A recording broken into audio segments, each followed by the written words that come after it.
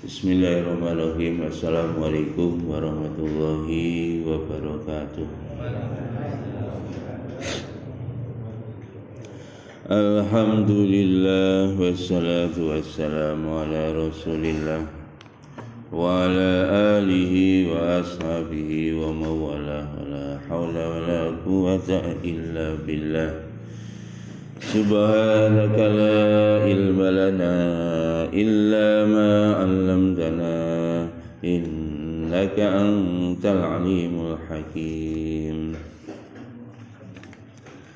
Lillahi ta'ala wa litafil balaya wa limusannifi hadzal kitab al-Fatihah. A'udzu billahi minasy syaithanir rajim. Bismillahirrahmanirrahim. Alhamdulillahi rabbil alamin. Ar-Rahmanir-Rahim. Maliki yaumiddin. Iyyaka na'budu wa iyyaka nasta'in. Ihdinas siratal mustaqim. Siratal ladzina an'amta 'alaihim ghairil maghdubi 'alaihim waladdallin.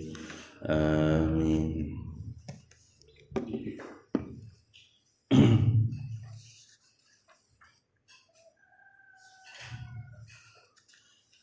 Masih bab tentang apa namanya? Larangan meminta jabatan, ya. Dan memilih untuk tidak atau menerima jabatan itu atau menolak jabatan itu.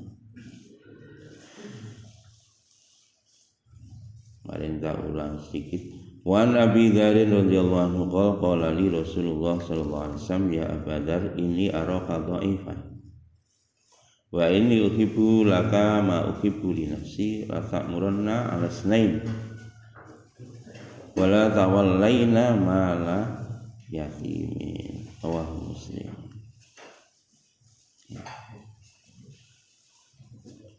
Ini mbon ya ini.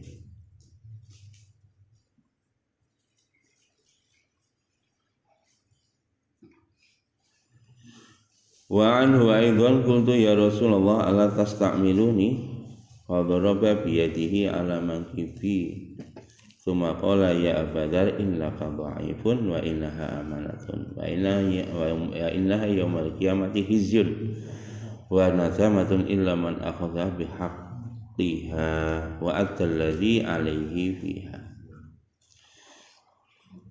Wa Nabi Hurairah radhiyallahu anhu anna Rasulullah sallallahu alaihi wasallam innakum satahrisuna 'alal imarati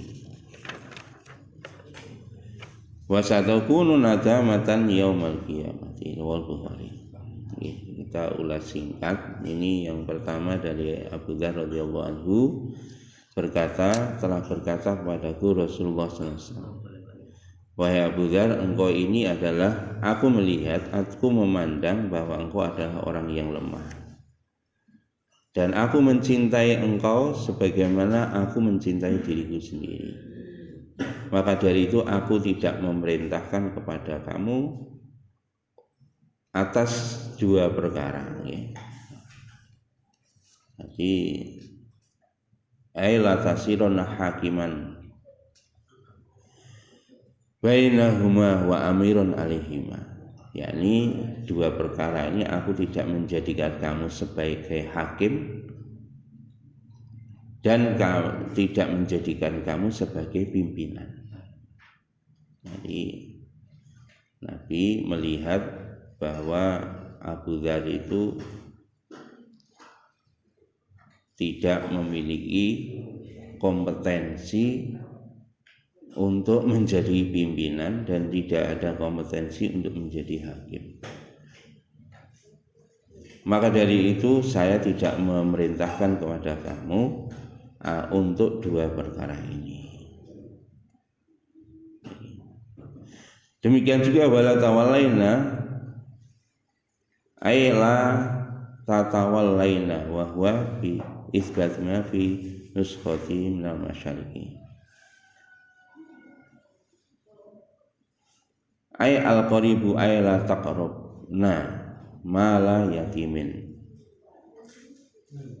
Demikian juga aku tidak kemarin tidak menjadikan kamu pengurus hartanya anak yatim. Diriwayatkan oleh Imam Muslim. Ingin pun dibahas Wa Abu Dzar aidan qultu ya Rasulullah ala tasamiruni, aku pun berkata kepada Rasulullah, ya Rasulullah, kenapa engkau tidak menjadikan aku sebagai pimpinan? Maka Nabi sallallahu alaihi wasallam menggandeng tangan Abu Dzar di pundak beliau, Maka tangan beliau meraih pundak Abu Dzar, kemudian berkata, wahai Abu Dzar, sesungguhnya engkau adalah orang lemah dan sesungguhnya jabatan itu adalah amanah. Dan jabatan itu akan menjadi penyesalan nanti. Jadi semua jabatan itu akan menjadi penyesalan, kecuali orang yang mengambilnya dengan cara yang benar dan menunaikan amanah itu dengan cara yang benar pula. Jadi jabatan itu adalah kehinaan, khizyun wa nadamatun, dan penyesalan. Semua orang yang menginginkan jabatan pasti berakhir dengan penyesalan. Semua orang yang pengen jabatan pada hari kiamat, maka itu bukan kemuliaan, dia akan menjumpai kehinaan. Ingin menjelaskan kehinaan dan penyesalan, kecuali kalau dia memegang jabatan itu dengan cara yang benar, maka dia sebaliknya dia akan mendapatkan kemuliaan dan dia tidak menyesal kalau dia memegang jabatan itu dengan cara yang benar. Kemarin kalau orang memegang jabatan dengan cara yang benar, dia nanti akan dinaungi oleh Allah di padang mahsyar. Itu begitu.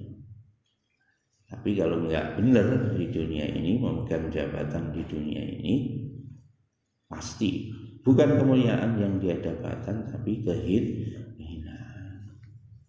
Makanya hati-hati. Wingi yang pun sebut nih, jabatan di sini tidak harus jabatan formal. Jabatan non formal pun ya sama. Wa Nabi Hurairah radhiyallahu anhu Rasulullah sallallahu alaihi wasallam qala innakum satahrisuna imarati. Dari Abu Hurairah radhiyallahu anhu, sesungguhnya Rasulullah sallallahu alaihi wasallam bersabda, sesungguhnya kalian akan sangat rakus terhadap jabatan. Niki Pak, nanti Nabi sudah menyampaikan, sesungguhnya akan tiba satu masa nanti kalian itu akan sangat rakus dengan jabatan, berambisi sekali jadi pimpinan, baik pimpinan formal maupun pimpinan non formal. Pimpinan formal yang masuk dalam lingkaran pemerintahan sekarang yang akan datang. Yang non formal ya jabatan-jabatan sehingga ono duite, jabatan sosial di tengah masyarakat. Ini orang pada rakus sama ini. Nabi sudah memberikan peringatan begitu. Masya Allah.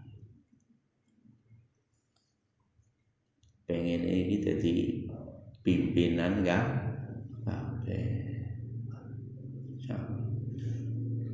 Dan kemarin sudah kita bahas juga resikonya ini. Karena gak cocok kalau pimpinan nih kok nggawe grup dewi, mati jahiliyah. Dalam hadis begitu, dia akan mati dalam keadaan jahiliyah. Bahkan kita ini kalau gak cocok sama pimpinan, sudah taat saja. Gak usah bikin sendiri. Taat saja. Apa? Nggih. Pegawai disumpah. Masa disumpah saya tidak akan mengambil sepeser pun. Sepeser ya gak dicikuk ya bener to. Sing dicikuk sing akeh. Lah niki Pak, masyaallah. Hati-hati nggih. Bahkan Nabi memang diuji oleh Allah. Nanti di akhir zaman itu pimpinannya tidak kompeten. Itu sudah disampaikan oleh Nabi. Bahkan figur-figur yang memimpin kita itu orang-orang yang tidak kita sukai.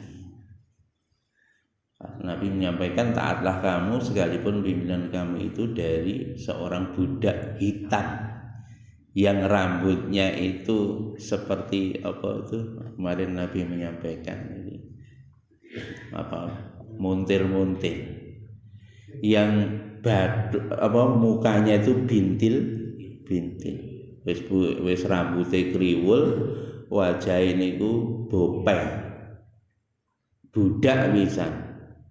Maka kalau yang memimpin kamu seperti itu, kamu wajib taat meskipun seperti itu.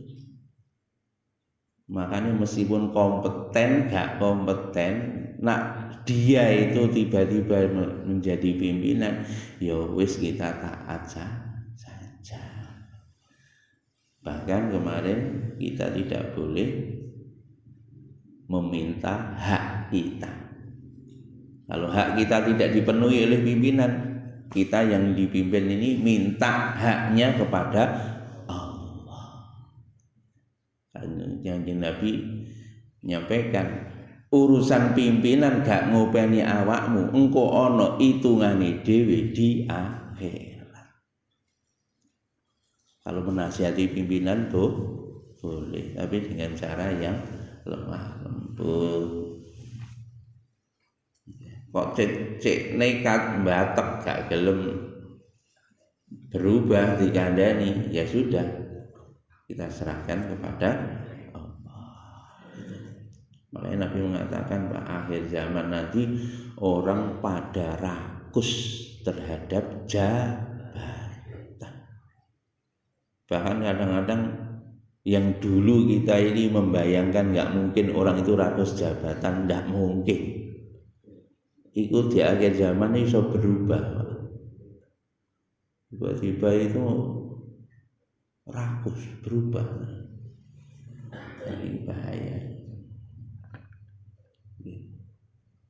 Saat ini boleh sampai kadang omongannya moh-moh, lambe ini moh tapi hati ini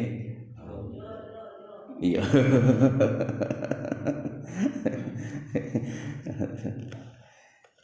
Apa boleh nggak tadi kadang-kadang didorong karo ibu-ibu soalnya. Jadi ini orang wedok niku ya ini kalau sampai wanita itu orang paling tidak konsisten. Lah iya gitu.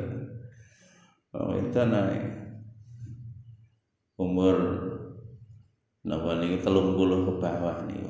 Sing digoleki kan lelaki yang tampan 30 medun. Nah 30 munggah niki. Nggih. Nah 30 munggah sing digoleki wong lanang sing mapan. 30 munggah. Engko nek wis umur 40 beda meneh. Sing digoleki wong lanang sing duwe jabatan. Lho berubah terus. Nah wong lanang niku konsisten wong lanang. Sampai takoki biyen sing mbok pilih sapa? Wong wedok sing ayu delok. Umur pira e wong lanang takokno. Wong wedok sing goleki apa? Wong wedok sing ayu. Makanya wong lanang iki orang yang paling konsisten. Mulane yo gak salah hati-hati niku. Lah duwe bojo kok sampeyan umur ini kira-kira antara 40 sampai 50 berambisi terhadap jabatan itu sangat tinggi, makanya sing sering nyorong wong lanang padahal biyen iki semoh-moh akhirnya disurung karo surung kono gesek ngene akhirnya ya wis budal bareng budal rakus sampean. Muga-muga kita didhoni karo Gusti Allah sawe perkara niki ngoten nggih. Tetapi kalau jabatan itu datang tanpa dengan meminta, ya sudah, peganglah jabatan itu dengan amanah. Dan ini tadi orang yang rakus ini tadi wasatakunu nadamatan yaumal qiyamah, dan pasti dia akan menyesal pada hari kiamat atas jabatan itu. Menyesal, Pak. Allah, wong sing ngeyel dengan jabatan apa saja, jabatan di dunia, apa jabatan ya di dunia, jabatan untuk urusan dunia maupun jabatan untuk urusan akhirat. Niki kok berambisi, Pak, maka berakibat dengan penyesalan. Kenapa? Karena jabatan itu amanah. Masya Allah. Alhamdulillah, kadang-kadang kita ini saya tuwek ujiane saya Masya Allah. Nggih niku wau, biyen ora arep jabatan blas. Begitu di masa tua, waduh, tambah ngeyel dengan jabatan itu. Sabrungi pensiun jadi. Diriwayatkan oleh Imam Bukhari. Lanjut bab baru. Hisus sultan wal qadhi wal ghirma min wulatil amri ala ittikhadhi wazirun salihun wa tahdhiruhum min qurana isu'i. Jadi bab tentang apa ini, raja atau hakim atau orang yang diberi kuasa pemerintah dianjurkan kepada mereka untuk memilih pembantu, ya, pembantu atau tim leader atau saiki istilahnya apa? Staf ahli. Apa nih? Si staf ahli sing apa? Ini diperintahkan untuk memilih orang-orang itu adalah orang yang soleh. Dan peringatan kepada memilih teman yang buruk dan menerima mereka akan posisi seperti itu kalau dia posisinya buruk. Ini tidak boleh. Maka dari itu ini hati-hati ini terkait dengan milih partner di dalam memimpin. Jadi karena presiden ya wakil presiden, hati-hati. Soalnya salah milih, soalnya sing niki pimpinan itu biasa nih keputusan itu mayoritas datang dari tim ahli, datang dari pembisiknya. Niki pimpinan model napa mawon, Pak? Nggih, sampai takmir masjid ya ngono, Pak. Oh. Tim ahlinya takmir masjid iku sing bisi. Pimpinan organisasi Islam jadi takok, Pak. Apakah dia memimpin sendiri? Tidak. Mesti ya hasil bisikan kiwa temene. Makanya hati-hati sing apa dipilih jadi pembisik ini. Ruwet, Pak. Mergo pembisiknya, dan bahkan kadang-kadang kalau salah memilih pembisik, Pak, pembisiknya ternyata kadang-kadang memiliki agenda-agenda tersembunyi. Lah itu, Pak. Hati-hati ngeten iki. Allah berfirman di dalam Al-Quran, al-akhillau yawma idzin ba'duhum li ba'din adu illal muttaqin. Al-akhillau ini teman-teman setia di dunia ini, sahabat karib di dunia ini. Pada hari ini, pada hari kiamat, ba'duhum li ba'din, antara satu dengan yang lain aduun, menjadi musuh. Ini Pak. Illal muttaqin ya, illal muttaqina, kecuali orang-orang yang bertakwa. Ini Pak. Niki tenggene Quran ngoten. Teng donya niki enten Pak, kawan runtang runtung jenenge al-khilau, sahabat ngene Pak, sahabat karib kental. Di mana ada dia, di situ ada dia. Gila.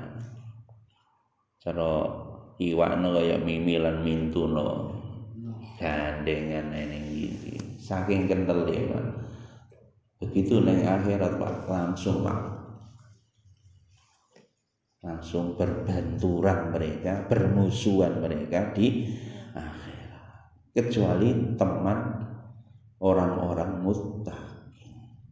Makanya niki tengene tafsir dipun terangaken Pak, tidak ada teman yang sejati kecuali teman atas dasar takwa. Teman yang sejati itu adalah berteman di dunia sampai berteman di akhirat. Itulah teman yang sejati. Ketoke rawaket Pak, luntang runtung. Soalnya bojone ndelok kadang ana Pak sing CSN iku bojone. Luntang runtung. Akhirnya nang akhirat gelut Pak karo bojone di. Kenapa? Karena orang kafir. Nah, teng tafsir dipun terangkan niki, Pak. Jadi ayat niki yang bermusuhan itu adalah orang kafir. Di dunianya runtang-runtung, Pak. Seperti pasangan setia. Tapi nanti di akhirat dia saling menuntut. Orang kafir begitu. Sama-sama di neraka. Maka mereka saling nuntut, saling mencaci, saling ya, di antara satu dengan yang lain. Itu orang kafir. Nah, orang bertakwa tidak. Orang bertakwa di dunia ya, cinta kasih sayang. Kalau orang beriman Pak, cintanya nomor satu bukan sama partnernya. Orang beriman itu innalladzina amanu asyaddu hubba lillah. Orang beriman itu cintanya paling dahsyat kepada Allah. Termasuk suami istri Pak. Nak wong kafir. Oh, romantis banget Pak. Cintanya sehidup semati, seperti Romeo dan Juliet. Jadi ini ngono. Wong kafir ngono. Gak ada cinta sama Allah, gak ada Pak. Karena cinta nomor satu sama istrinya, istri juga cinta nomor satu pada suaminya. Wong kafir ngono. Telet Pak ngalor ngidul. Sampai mati. Bahkan nak nenggone film-film ngono kan nak mati menyebut nama pacarnya, itu katanya sukses. Duhe sapa ngono ya. Duhe Romeo, mus mati iki jarine sukses. Nah wong iman ora, wong iman ya sukses niku nak mati ngucap la ilaha illallah. Orang kafir kelihatannya seperti itu, Pak. Cinta setianya itu bahkan diabadikan di dalam buku-buku memori yang luar biasa yang ditulis di dalam kisah cinta. Itu begitu. Di dunia Pak, tapi di akhirat yauma yafirrul mar'u min akhihi wa ummihi wa abi wa sahibatihi wa bani. Likulli imri'in minhum yauma idzin sya'nu yughni. Pada hari kiamat Yauma yafirul mar'u min akhihi, maka saudaranya pun lari dari dia. Dia tidak bisa melindungi dia. Wa ummihi, ibunya ya enggak bisa nolong dia, enggak bisa bantu dia. Wa abihi, dan bapaknya ya enggak bisa. Wa sahibatihi, dan teman-teman perempuannya, ini artinya istri-istrinya. Istrinya itu Pak sing kelet ngalor ngidul ngetan ngulon, kelete esuk awan sore bengi luwih kelet meneh biasanya. Niki nak kafir Pak, niku mungkin tidak bisa memberikan pertolongan. Nggih ngoten. Wa sahibatihi wa bani, anak-anake yang ngono, anak-anak sing dibangga-banggakno ya gak bisa bantu orang tua. Likulli mri'im minhum yauma idzin sya'nu yughni. Pada hari kiamat masing-masing dimintai pertanggungjawaban sendiri-sendiri di hadapan Allah. Makanya niku kalau kita salah memilih teman di dunia, memilih partner di dunia, nanti berakibat penyesalan selama-lamanya di akhirat. Masya Allah. Makanya nak tenggene kitab Ta'lim Muta'alim Pak. Wa in kana dza syarrin fajannibhu sur'atan. Wa in kana dza khairin faqarribhu yahtadi. Apabila ada teman yang buruk peranginya, segera jauhi. Kalau ada teman yang baik peranginya, segera kamu dekati, kamu akan mendapatkan petunjuk. Makanya di Quran ada di ayat yang lain Pak. Niku ada orang menyesal gara-gara salah milih partner. Ya wailata laitani lam attakhidh fulanan khalila. Ya Allah, andaikan aku dulu tidak salah memilih teman. Laitani lam attakhidh fulanan khalila, teman setia. Maka tentu saya tidak ada di dalam neraka ini. Kenapa? Justru temanku itu laqad adallani ani dzikri ba'da irja'ani. Karena temanku ini telah melupakanku dari zikri. Az-zikr itu Al-Qur'an. Konco-koncone ikulah menyebabkan lupa kepada Qur'an. Ba'da irja'ani, setelah Quran itu sampai kepadaku. Biyen ya wis ngaji Quran, wis ngaji tafsir. Waduh niki kula wedi ngeten iki. Wis muruk ngaji bisa. Lah kok salah milih kanca, akhire ngeret nang gone neraka. Niki menyesal gara-gara salah milih kanca. Lah niki Pak, kadang-kadang wong niku luwih percaya ngandel nek diomongi kanca. Diomongi wong tuane niku mboten ngandel, gak percaya. Diomongi dulure gak percaya. Tapi nek diomongi kancane tambah percaya. Teman saya lho, wah ngono. Sing dadi referensi kanca. Hati-hati ngeten iki. Teman yang sesungguhnya itu adalah teman yang mengajak takwa kepada Allah. Makanya nah, teman kok mendorong untuk berbuat jahat, itu sesungguhnya bukan teman, tapi itu adalah musuh bagi kamu.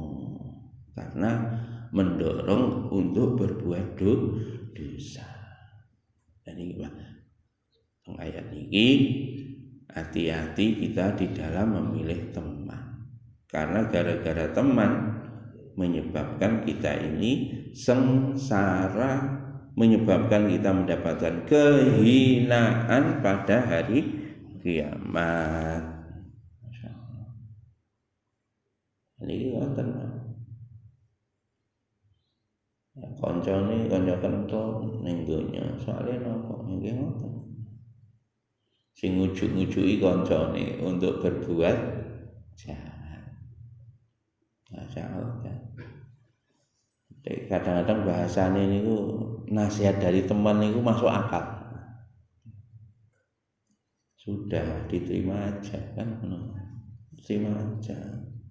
Nanti bisa membantu fakir miskin. Kalimatnya ngoten Pak. Nggih. Terima saja. Iki dirubah titik gak apa-apa lah sebaiknya. Nanti daripada uang itu dipegang oleh orang-orang kafir, orang-orang yang dalilnya masuk akal ya. Kalau dipegang oleh orang-orang ahli maksiat daripada mending kita bawa aja. Nanti bisa membantu fakir miskin, janda-janda lah ngono kan. Nasihatnya teman tuh begitu Pak akhirnya. Oh iya wis gak apa-apa. Wong sak eret-eret tanda tangan cet ngono. Itu dalilnya seperti itu Pak. Padahal nanti masing-masing kita ini dimintai pertanggungjawaban di sisi Allah. Hati-hati nih teman. Nah ayat niki Pak, di dunia berteman, di akhirat saling menuntut. Tapi ada lagi Pak ayat Pak. Di dunia ini berseteru, tapi nanti di akhirat jadi kawan. Nah aneh Pak. Nah niki Pak ning donya rakot, ning dunia akhirat jadi musuhan. Niki bahaya. Aja sampai ngeten iki. Sing nomor loro niki ya jane ya ora penak, tapi sik mending-mending Pak. Ning donya niku musuhan, tapi ning gone akhirat menjadi sahabat setia. Kok iso lah? Nggih ayate enten. Makanya dalam Quran wa naza'na ma fi qulubihim min ghillin ikhwan. Kami mencopot kata Allah. Wa naza'na ma fi qulubihim, apa yang ada di dalam hati mereka, min ghillin, dari sifat grundel, mangkel karo koncone niku kali Gusti Allah dicopot besok teng kene akhirat. Ikhwanan, akhirnya menjadi bersaudara.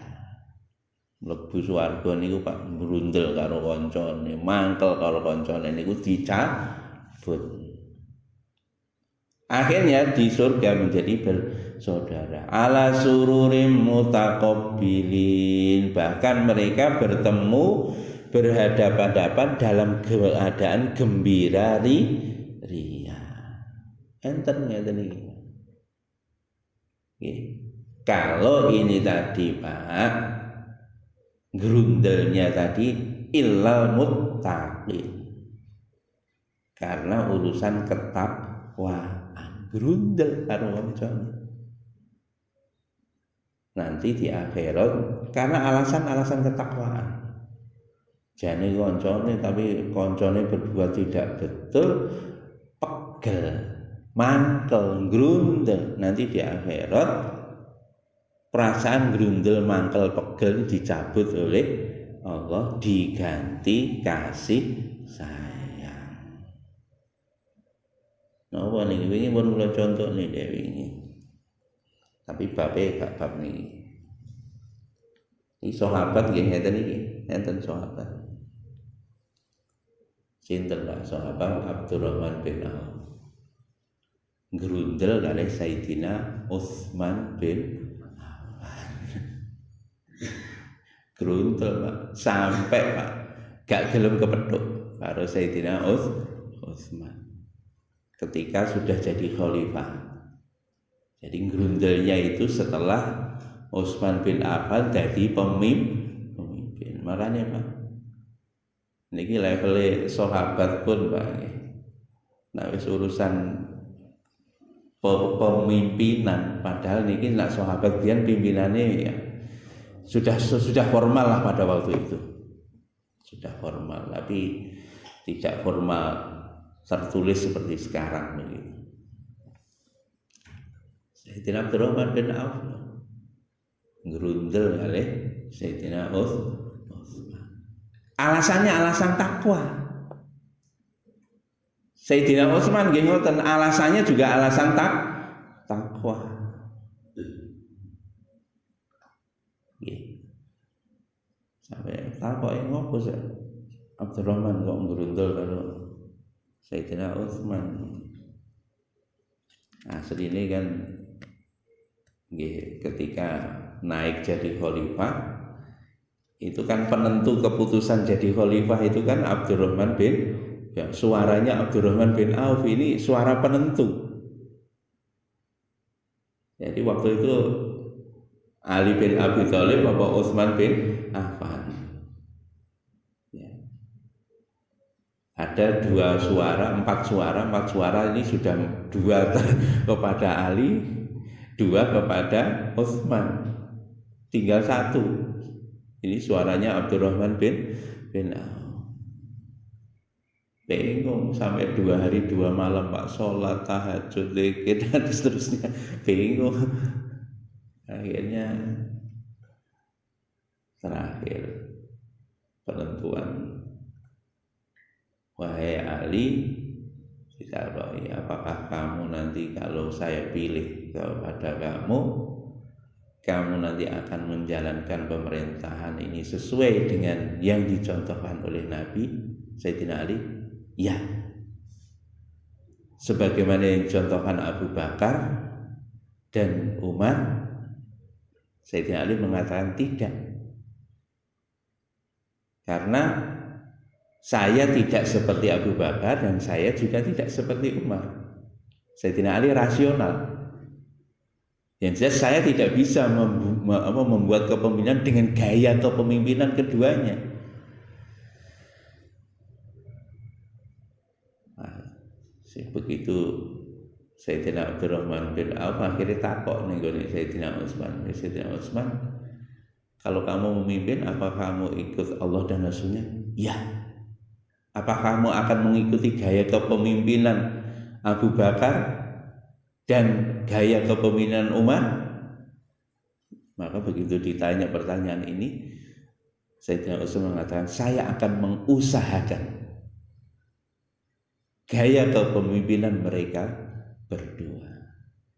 Akhirnya Pak Sayyidina Abdurrahman bin Auf menyerahkan suaranya kepada Utsman bin Affan. Akhirnya beliau dibaiat jadi pimpinan. Begitu memimpin Pak. Lah ini terjadilah berbagai macam protes. Padahal Sayyidina Utsman luar biasa Pak. Menjadi khalifah itu sangat profesional sekali. Sangat profesional sekali. Tapi ndelalah Pak, pembantu-pembantu nih Sayyidina Utsman kebanyakan dari keluarganya sendiri. Ya memang yang kompeten dari keluarganya.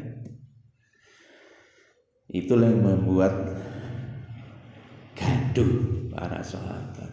Akhirnya Sayyidina Abdurrahman bin Auf pun jadi tidak suka. Begitu tidak suka Pak, justru mengungkit masa lalunya Sayyidina Utsman. Tapi Pak Nyun Sewu ya, saya cerita ini tolong diperhatikan Pak. Beliau itu semuanya ahli surga. Tolong diperhatikan. Kita tidak boleh sangka buruk. Ini cerita sejarah. Kita tidak boleh sangka buruk kepada keduanya. Akhirnya mengungkit masa lalu. Jadi Sayyidina Abdurrahman bin Auf gak gelem ketemu oleh Sayyidina Utsman. Gara-gara ya seperti itu Pak. Tapi akhirnya mengungkit masa lalu. Masa lalu nopo? Ditakoki ngopo kamu kok gak gelem ketemu Sayyidina Utsman. Jelas Sayyidina Abdurrahman bin Auf. Utsman itu mbiyen perang Badar gak melok. Perang Badar gak ikut. Apa meneh? Perang Badar gak ikut, Pak. Perang Uhud ikut lari. Ketika perang Uhud, Pak, Sayyidina Utsman itu termasuk kelompok yang lari pulang ke Madinah. Jadi kan begitu kalah kabur, Pak. Makanya diungkit itu, Pak. Biasa, Pak, kalau orang nggak suka, itu biasanya mengungkit kesalahan masa lalu yang tidak ada kaitannya sebetulnya. Akhirnya dijelaskan sama temannya. Krungu Sayyidina Utsman. Akhirnya Sayyidina Utsman sampaikan ke Abdurrahman bin Auf. Saya walaupun tidak ikut perang Badar, tapi saya pun dapat ghanimah. Kenapa? Berarti kedudukan saya sama seperti orang yang maju ke medan perang. Kenapa? Karena saya tidak ikut perang itu atas musyawarah. Keputusan musyawarah dengan Nabi. Kenapa? Karena istrinya lagi sakit, Ruqayyah. Sakit keras. Bahkan akhirnya sampai meninggal dunia. Dan tidak ada yang menjaga. Nabi memutuskan supaya saya tinggal di Madinah menemani istri saya. Akhirnya saya tinggal di Madinah pun tetap saya dapat harta rampasan. Itu seperti itu, Pak. Terus pada waktu perang Uhud lari, loh Allah sudah mengampuni. Dalam Quran kebetulan walaqad afa'ankum, sungguh Allah telah mengampuni di antara kalian yang lari di medan Uhud. Loh Allah sudah mengampuni, kamu kok masih gerundel? Itu begitu, Pak. Nyun sewu, Pak, nyun sewu. Ini levelnya sahabat itu setinggi-tingginya wali itu tetap, Pak, sifat kemanusiaannya tetap ada. Makanya jangan sampai, apalagi kalau levelnya awak dewe, Pak, aduh, sehebat apapun orang sekarang dibandingkan sahabat gak enak apa-apane, Pak. Wong rendah-rendahnya sahabat itu setinggi-tingginya wali. Makanya orang enek wong dino iki walaupun dia memimpin levelnya internasional sekalipun gak ono sing bebas dari dosa. Namanya manusia. Makanya selevel sahabat saja seperti itu, Pak. Grundel Sayyidina Abdurrahman bin Auf. Tetapi, Pak, grundelnya Sayyidina Abdurrahman bin Auf ini ya tetap taat kepada Sayyidina Utsman. Gak gawe grup dewe. Grundel mangkel gak gawe grup dewe. Akhirnya apa, Pak?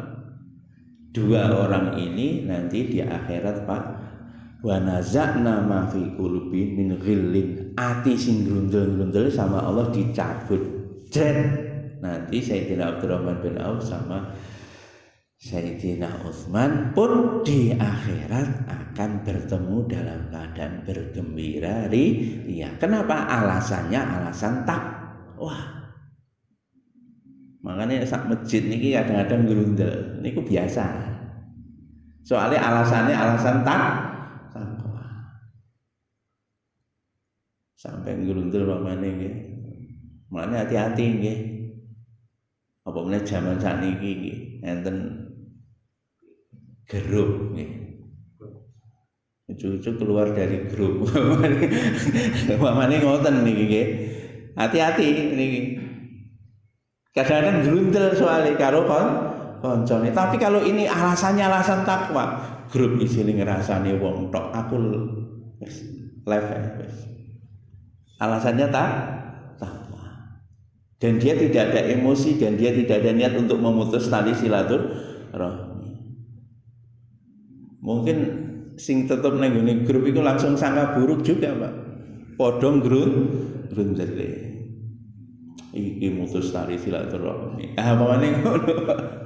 Padahal niatnya dia tadi keluar dari grup baik karena dia tidak ingin mendengar, tidak ingin melihat aibnya orang lain, dia tidak ingin rasan-rasan, dia tidak ingin dan sebagainya. Dia meninggalkan niatnya baik untuk tujuan takwa. Nah seperti itu, Pak. Sing iki yo ngono, karepe juga niatnya baik. Kalau seperti ini mudah-mudahan nanti di akhirat nanti grundel-grundele nak mlebu swarga ilang engko dadi kanca raket di akhirat. Ngoten, Pak. Mulane nek ana sing meninggalkan grup aja di ilok-ilokne. Nggih, aja di ilok-ilokne. Nak perlu bar ninggalne grup iki gawane jajan, diparani ning omahe ngoten. Pamane ngoten. Wah, itu seperti itu, Pak. Nah, kalau yang paling ekstrim, Pak, yang paling ekstrim ya Sayyidina Ali dengan Sayyidina Muawiyah. Yang paling ekstrim Sayyidina Ali dengan Hadrat Aisyah radhiyallahu anha. Sampai ada perang Jamal. Ya, Sayyidina Ali dengan Sayyidatina Aisyah radhiyallahu anha perang Jamal. Nah, Sayyidina Ali dengan Muawiyah ini perang sipil. Sampai kelas bahkan adu senjata. Tetapi tetap, Pak, nanti kalau seperti itu di dalam riwayat diterangkan, Pak, kalau sampai umat wong Islam itu membunuh temannya, tapi bukan karena alasan dunia, Pak, ya, alasan akhirat.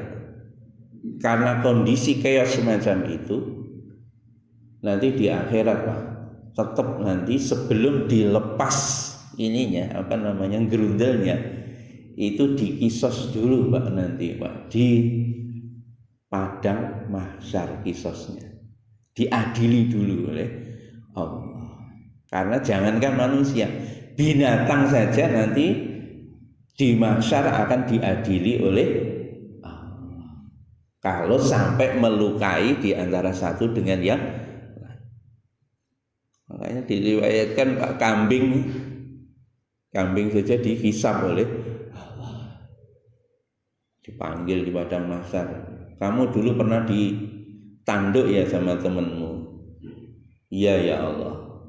Mana temanmu yang nanduk itu? Dipanggil. Akhir begitu datang, langsung itu temanmu yang nanduk kamu di dunia, sekarang kamu tanduk. Akhirnya dibalas, Pak, tanduk jebret. Saya sudah begitu sudah ditanduk, dibalas di padang mahsyar di hari hisab. Akhirnya kambingnya dirubah jadi debu.